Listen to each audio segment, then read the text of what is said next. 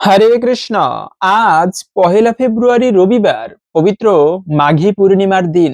বছরে প্রত্যেকটা পূর্ণিমা তিথি অত্যন্ত শুভ একটি দিন। তো সেই দ্বাদশ পূর্ণিমার মধ্যে একটা অন্যতম গুরুত্বপূর্ণ পূর্ণিমা হচ্ছে এই মাঘী পূর্ণিমা তিথি।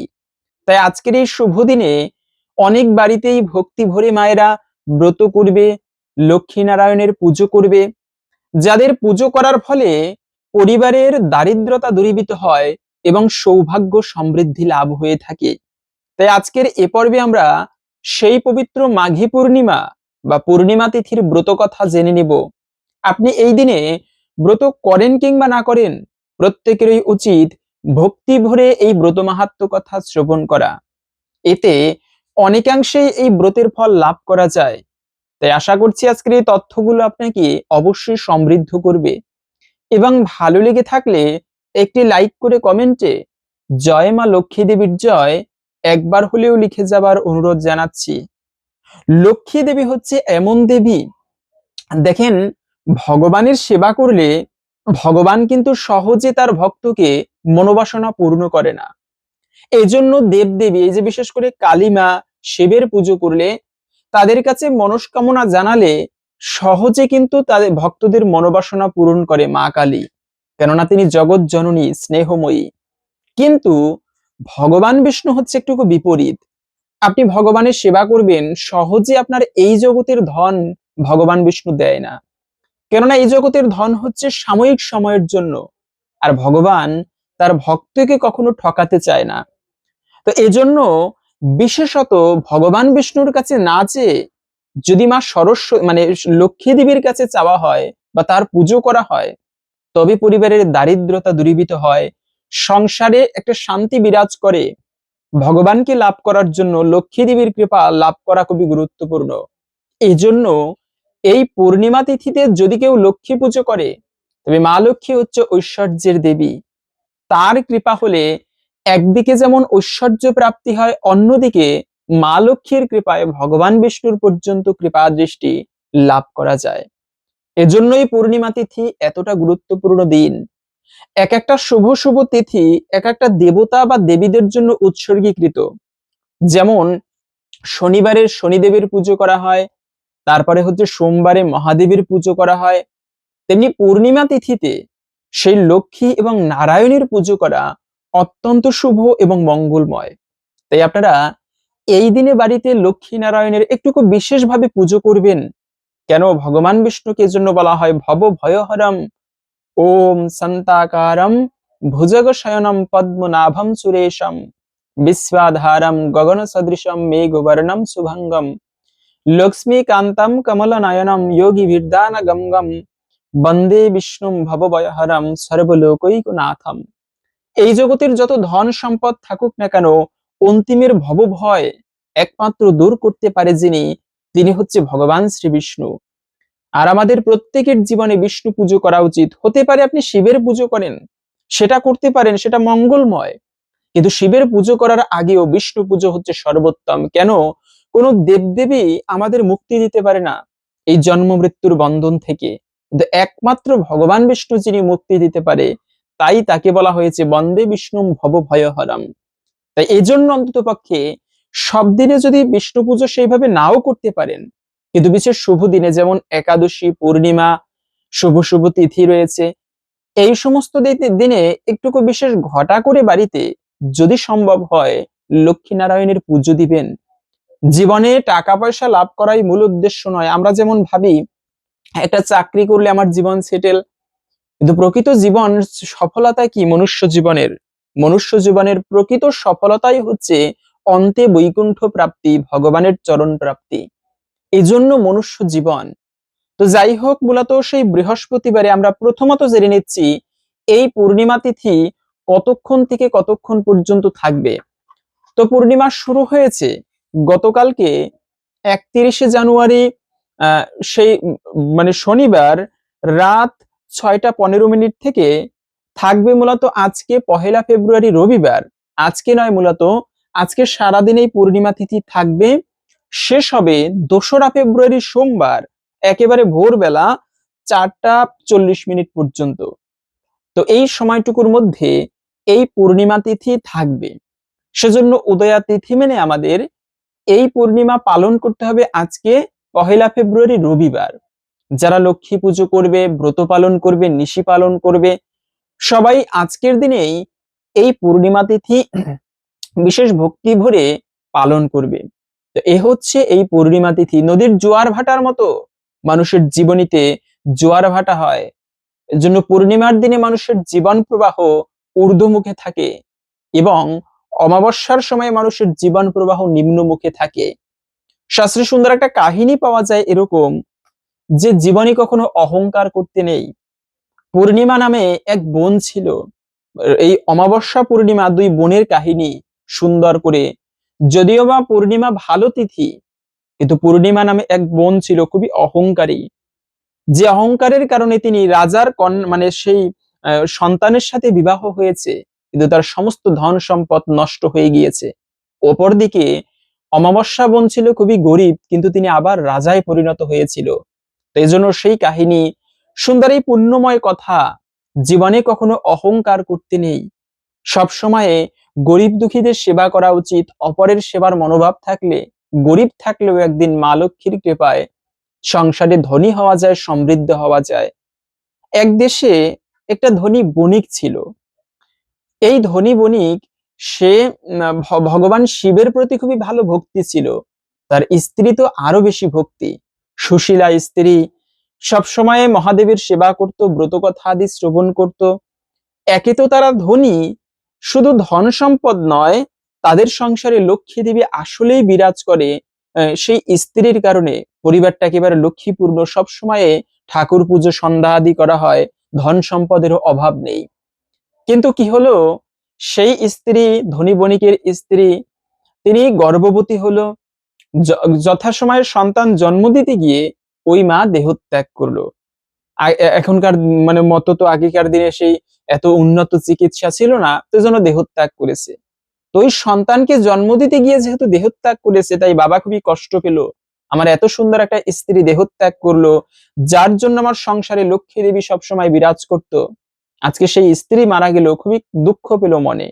এজন্য সন্তানকে অপয়া মনে করে বাবা নাম রাখলো অমাবস্যা। এরপরে দেখতে দেখতে সেই অমাবস্যা বড় হচ্ছে, কিন্তু মা যেমন ছিল এই অমাবস্যাও তেমনি। বাবা ততটা খেয়াল করতো না, কিন্তু অমাবস্যা মায়ের মতো সবসময় মহাদেবীর পুজো করত এবং তিনি সমস্ত কাজকর্ম ঘরের করত ছোট্টকালেই এই অমাবস্যা। তবে মজার ব্যাপার হচ্ছে যে ছোট্টকাল থেকে একটা দৈব শক্তি পেয়েছিল এই অমাবস্যা। সে এত কষ্ট করে কাজকর্ম করত, মানে অনেকে তাকে অবহেলা করত, কিন্তু সমস্ত কষ্ট তার মুছে যেত বা ভুলে যেত যখন সে শিব মন্দিরে যেত। দৈবিক ভাবে তার আর মনে কোনো কষ্ট থাকতো না। দেখতে দেখতে এই বাবা আরেকটা বিবাহ করলো, কিন্তু দ্বিতীয় বিবাহের স্ত্রী সেই প্রথম স্ত্রীর মতো নয়, তার সম্পূর্ণ বিপরীত। তিনি ঠিকভাবে কাজকর্ম করে না। এই মেয়ে অমাবস্যাকে সবসময় কাজ করায় চাকরানির মতো।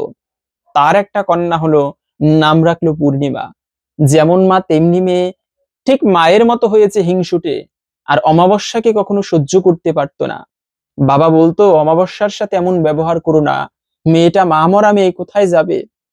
তারপরেও এই তার দ্বিতীয় স্ত্রী কখনো ভালো ব্যবহার করতো না। যথাসময়ে পূর্ণিমা অমাবস্যা বড় হলো, এবারে ওদের বিবাহের জন্য বলল, দেখো অমাবস্যা তো বড় হয়েছে, এবার ওর বিবাহ দিতে হবে। মা বলতে লাগলো, তো কি করবে, এই অমাবস্যাকে তুমি গরিবের সাথে বিয়ে দাও। এটা শুনেই তো সেই ধনী ধর্মধ্বজ ব্যক্তি, তিনি বলতে লাগলো, আরে আমার মেয়ে, তিনি রাজার মতো, আমরা কি কম সম্পদ নাকি, গরিবের সাথে কেন বিবাহ দিব। স্ত্রী অনেক জেদ করতে লাগলো, না, তুমি যদি গরিবের সাথে বিবাহ না দাও, আমি তোমার এই সংসার ছেড়ে চলে যাব। স্বামী কি করবে, উপায় না পেয়ে স্ত্রীকে রাখতে হলে তার মন মেনে চলতে হবে। বললো, দেখো কষ্ট হবে না, অমাবস্যা অনেক কাজকর্ম করতে পারে, তুমি পাশের গ্রামের যে একটা পঙ্গু ছেলে আছে, অমুক ছেলে, তার সাথে বিবাহ দিয়ে দাও। তো ঠিক আছে, অমাবস্যাকে সেইভাবে বিবাহের জন্য সবকিছু রেডি করা হলো। এদিকে পূর্ণিমারও একই দিনে বিবাহের রাজি করানো হলো একটা পাশের রাজ্যের জমিদারের পুত্রের সাথে। একই লগ্নে দুই বোনের বিবাহ হলো। একজন জমিদারের স্ত্রী, মানে সন্তানের স্ত্রী, আরেকজন ভিখারির, বলতে গেলে ভিখারির স্ত্রী। একই সময় বিদায় দেওয়া হলো। অমাবস্যার বাড়িতে বসে যেমন দুঃখ, এখানে স্বামীর বাড়িতে এসে তেমনই দুঃখ। নিজে কাজকর্ম করে পঙ্গু স্বামীর সংসার চালাতে হয়, আর ওদিকে পূর্ণিমা মহা আনন্দে আছে। তো এই অমাবস্যা দেখতে পেল পূর্ণিমা ধনী, ওদের বাড়িতে গেলে হয়তো বা কোনো কাজ পাওয়া যাবে। ঠিক আছে, ওদের বাড়িতে গিয়ে কাজ করতো, মাস শেষে টাকা নিত। কি করবে, জীবন তো চালাতে হবে না। তো একদিন কি হলো, অমাবস্যার সন্তানাদি বায়না করলো যে মা, আজকে শুনেছি মাসি বাড়ি পূর্ণিমার বাড়িতে, মাসি বাড়িতে শিবের পুজো হচ্ছে, সেখানে অনেক প্রসাদ আছে, আমরা তো ভালো কিছু খাইনি কখনো, তো আমাদের জন্য একটু প্রসাদ নিয়ে আসো। বিশাল সে বড় কাহিনী। এই এই দিন কি হলো, অমাবস্যা এতদিন কাজকর্ম করে পূর্ণিমার বাড়িতে, কিন্তু আজকে শিবের পুজো হচ্ছে, অথচ পূর্ণিমাকে নিমন্ত্রণ করলো না। পূর্ণিমা বলে, দেখো আমাদের বলেনি, যেতে নেই সেখানে। কিন্তু তারপরেও সন্তানের জোরাজুরিতে অমাবস্যা দেখলে ওদের খেতে চায়, পূর্ণিমার বাড়িতে গেল। গিয়ে যখনই পূর্ণিমা দেখতে পারলো অমাবস্যা এসেছে, তিরস্কার করতে লাগলো। আরে তোমাকে নিমন্ত্রণ করেছে কে? তুমি কেন এসেছো আমার বাড়িতে? হ্যাঁ, তুমি বোন বলে পরিচয় দিয়ে সবার সাথে একটুকু ভাব মেশাতে চাও? এই বলে তিরস্কার করে সেখান থেকে তাড়িয়ে দিল। অমাবস্যা মনে খুবই ব্যথা পেল। বাড়িতে গিয়ে কি জবাব দিবে, কি বলবে সন্তানদেরকে, এই চিন্তা করে মনে মনে ভাবলো, বাবার বাড়িতে যাই, সেখানে তো ভাই আছে, আমার ভাতৃবধূ আছে, তো বাবার বাড়িতে যাই। যাত্রা পথে এই দেখেন, ভালো যদি হয়, দৈব কৃপা তার উপরে সব সময় থাকে, একদিন না একদিন তার সেই ভালোর ফল প্রাপ্ত করে। এজন্য সেই অমাবস্যা যাত্রা পথে যেতে যেতে শিব তাকে পরীক্ষা করার জন্য, মহাদেবের ভক্ত তো, শিব তাকে পরীক্ষা করার জন্য বৃদ্ধ বেশে সেই রাস্তায় উপস্থিত বসেছিল। বলল, মা একটুকু সেবা করে দিবি? বলুন বাবা। আমার এই ঘরটা একটুকু পরিষ্কার করে দে, অনেককে বলি কেউ পরিষ্কার করে দেয় না। ভক্তি ভরে অমাবস্যা সেই ঘর পরিষ্কার করে দিল। সামনে গিয়ে একটা তুলসী বৃন্দা দেবীকে, বৃদ্ধ বৃন্দা দেবী বৃদ্ধ বেশে বসে আছে, বৃদ্ধা বেশে। বলল, মা এই তুলসী গাছটা মরে যাচ্ছে, একটুকু ভালো পরিচর্যা করে দিবি, জল দিয়ে দিবি? ঠিকভাবে জল দিয়ে দিল। নদী পার হতে গিয়ে সেখানে আরেক বৃদ্ধা বলে, মা আমাকে একটু জল পান করাবি? জল পান করালো। যখনই বাবার বাড়িতে গিয়েছে, বাবার বাড়ির সবাই দেখে এই অমাবস্যাকে যত্নের শেষ নেই। কেন জানে অমাবস্যা খুবই কষ্টের মধ্যে দিন কাটাচ্ছে। পরের দিনে অমাবস্যা সবার থেকে বিদায় নিয়ে আসার সময়ে বাবার বাড়ি থেকে ভাতৃবধূর একটা পোটলা দিয়ে দিল। বললো, এটা বাড়িতে গিয়ে খুলবে, অনেক ধনরত্ন আছে, তোমার জন্য রেখেছি। দিয়ে দিল। আসার সময়ে ওই গঙ্গা দেবী যে বৃদ্ধ বেশে ছিল, সেও একটা পোটলা ধরিয়ে দিল। বললো, এটা এখানে খুলবে না, বাড়িতে গিয়ে খুলবে। আবার ওই ছদ্মবেশী মহাদেব একটা পোটলা ধরিয়ে দিল। বললো, এটা এখানে খুলবে না, বাড়িতে গিয়ে খুলবে। বাড়ি এসে তিনটা পোটলা খুললো। সেখানে ধন সম্পদ শস্য দানা সবকিছুতে ভরে গেল দৈবিক ভাবে।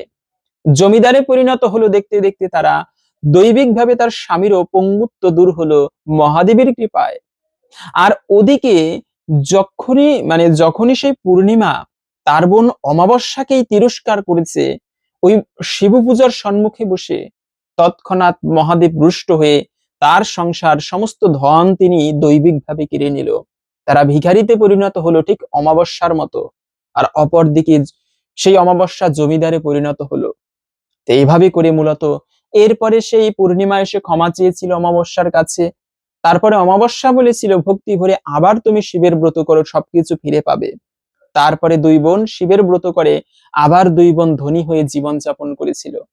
তো এ হচ্ছে মূলত বিষয়। জীবনের জন্য কখনো অহংকার করতে নেই। এই যে পূর্ণিমা তিথি, এই পূর্ণিমা খুবই ভালো। তাই আপনারা এই পূর্ণিমার দিনে বিশেষ করে তুলসী চয়ন করা কিন্তু পূর্ণিমাতে খুবই অশুভ এবং অমঙ্গলের।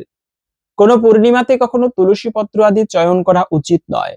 পাশাপাশি হচ্ছে, আজকের দিনে যদি পারেন প্রদীপ নিবেদন করবেন। ভগবানের যত প্রকার সেবা রয়েছে, সব থেকে শ্রেষ্ঠ একটি সেবা হচ্ছে প্রদীপ নিবেদন করা। প্রতিদিন সন্ধ্যাকালে ঠাকুর ঘরে যদি কেউ প্রদীপ না জ্বালায়, ঠাকুর ঘর যদি অন্ধকার রাখে, তবে সেই পরিবারে লক্ষ্মী দেবী হানি হয়, লক্ষ্মী সেখানে স্থায়ী হয় না। এজন্য প্রতিদিন সন্ধ্যাকালে ঠাকুর ঘরে প্রদীপ প্রজ্বলন করা উচিত। বিশেষত পূর্ণিমা অমাবস্যার দিনে প্রদীপ প্রজ্বলন করা চতুর্দিকে অত্যন্ত শুভ। আপনি তুলসী তলায় প্রদীপ নিবেদন করতে পারেন, ঠাকুর ঘরে ঘিয়ের প্রদীপ প্রজ্বলন করতে পারেন। এই সকল কিছুই অত্যন্ত মঙ্গলময় এবং শুভ বিষয়। সেই সঙ্গে যদি পারেন আজকের দিনে অবশ্যই ইষ্টমন্ত্র জপ করা উচিত আমাদের প্রত্যেকের। দেখেন, ইষ্টমন্ত্র জপের উপরে শ্রেষ্ঠ কোনো সাধনা নেই এই কলিযুগে, যা তো আমরা জানি। তো সেই যে মন্ত্র জপের মাধ্যমে রত্নাকর দস্যু বাল্মীকি মুনিতে পরিণত হয়েছিল, আপনার গুরুদেব যে মন্ত্র দিয়েছে সেই মন্ত্র আপনি আজকের দিনে ভগবানের পুজো করার পরে একটুকু বিশেষভাবে জপ করতে পারেন। এটি বিশেষ সাধনা এই মন্ত্র জপ। এর ফলেও অনেকাংশেই এই ভগবানের কৃপা বিশেষভাবে লাভ করা যায়। আর যদি দীক্ষিত নাও হয়ে থাকেন, তবেও আপনারা সেই হরে কৃষ্ণ মহামন্ত্র প্রত্যেকে জপ করবেন। কেন, মন্ত্র জপের উপরে শ্রেষ্ঠ কোনো সাধনা নেই। আর এই পূর্ণিমার ব্রত কথা যদি আমরা বলি, আমি আজকে পাঠ করব না, বলে দিচ্ছি সুন্দর করে সেই ব্রত কথা, যে এই পূর্ণিমায় যারা ব্রত করবে তারা কি ফল লাভ করতে পারে। এই পূর্ণিমার দিনে ব্রত করে লক্ষ্মীনারায়ণের পুজো করা অত্যন্ত মঙ্গলময়। একজন রাজা ছিল, ধার্মিক রাজা। ওই রাজার রাজ্যে এই ব্রত কথায় পাওয়া যায়, পূর্ণিমার দিনে লক্ষ্মী ব্রত কথায়। সেই রাজার রাজ্যে মানে ঐশ্বর্য, লক্ষ্মী দেবী, তারপরে যশ, সবকিছু তার রাজ্যে বর্তমান ছিল, কোনো অশান্তি ছিল না।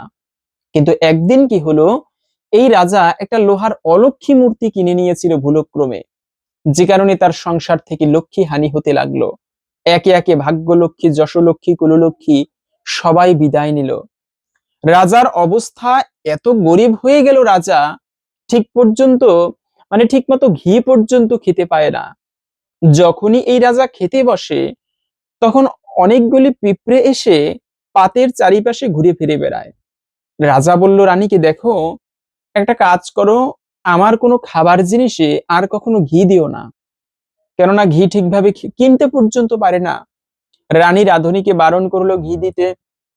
তো এরপরে রাজার একটা বর দিয়েছিল লক্ষ্মী দেবী, যে রাজা, তোমার বাড়িতে আমরা আর থাকবো না, কিন্তু তোমাকে একটা বর দিয়ে যাই, তুমি পশু পক্ষী এবং কীট পতঙ্গের কথা বুঝতে পারবে।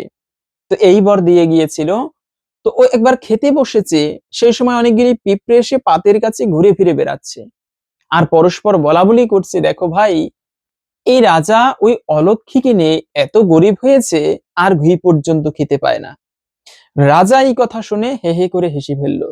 রানী বললেন, মহারাজ আপনি হাসলেন কেন? রাজা বললেন, সে কথা তোমায় বলা যাবে না, তাহলে আমি মারা যাব। রানী তখন বললেন, না মহারাজ, আমি শুনতে চাই। একটা কথা বললে মৃত্যু হবে, এটা কেমন কথা? তো রাজা তখন বলল, তাহলে একটা কাজ করো, যদি মৃত্যুই হয় চলো গঙ্গার তীরে গিয়ে বলি। ঠিক আছে, গঙ্গার তীরে গেল। তো সেখানে একটা ছাগল আর একটা ছাগলি বসেছিল। তারা বলল, দেখো, ওই ছাগলি ছাগলকে বলল, দেখো, ওই নদী দিয়ে একটা ঘাসের বোঝা ভেসে যাচ্ছে, আমাকে এনে দাও না, আমি খাই।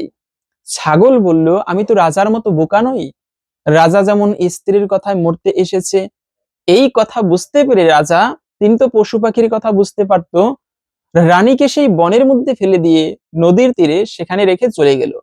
রানীর আর কোনো খোঁজ খবর করেন না। এদিকে রানী একা একা দুঃখিত মনে মনে মনে বাস করতে লাগলো। একদিন দেখতে পেল যে পবিত্র পূর্ণিমার দিনে মুনির মানে কন্যাগণ তারা পূর্ণিমা তিথিতে লক্ষ্মী নারায়ণের পুজো করছে। মা সেই রানী মাতাও তিনি তাদের সঙ্গে সেই রাত্রি ব্রত করে রইলেন, লক্ষ্মী নারায়ণের পুজো করে সেই প্রসাদ গ্রহণ করে কাটালেন।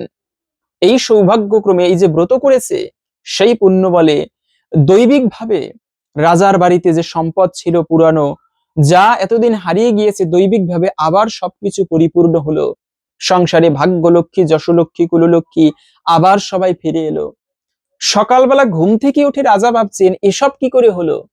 ধর্ম বললেন, মহারাজ, ওই অলক্ষ্মীটাকে নিয়েই আপনার অমঙ্গল ঘটেছিল। রানী বনে লক্ষ্মী দেবীর পুজো করেছে, কেবল এই রানীর ব্রত পালনের কৃপায় আবার আপনার সবকিছু লাভ হয়েছে। রাজা তখন রানীকে যত্ন করে এনে আবার সেই রাজ্যে সুন্দর করে লক্ষ্মী দেবীর পুজো দিয়েছিল। তো এরপর থেকে এভাবে করেই পূর্ণিমার দিনে লক্ষ্মী ব্রত কথা চারিদিকে প্রচারিত হলো। তো এই ছিল মূলত পূর্ণিমা তিথিতে লক্ষ্মী নারায়ণের পুজো করলে কি ফল প্রাপ্ত হওয়া যায়। তো আপনারা ওই পূর্ণিমার দিনে নয়, শুধু প্রতিদিন লক্ষ্মীনারায়ণের পুজো করতে পারেন। হতে পারে আপনি কালী মায়ের পুজো করেন, হতে পারে আপনি গণেশ পুজো করেন বা শিবের পুজো করেন, কিন্তু লক্ষ্মীনারায়ণের পুজো প্রত্যেকের করা উচিত। তারা হচ্ছে পরম প্রভু। তো হরে কৃষ্ণ। আশা করছি আজকের এই তথ্যগুলো আপনাকে সমৃদ্ধ করেছে। ভালো লেগে থাকলে একটি লাইক করে কমেন্টে জয় শ্রী লক্ষ্মীনারায়ণের জয় একবার হলেও লিখে যাবার অনুরোধ জানাচ্ছি। লক্ষ্মীনারায়ণের কৃপায় সকলের জীবনে মঙ্গল হোক, এই কামনা করে আজকের ভিডিওটি এখানে সমাপ্ত করছি। হরে কৃষ্ণ।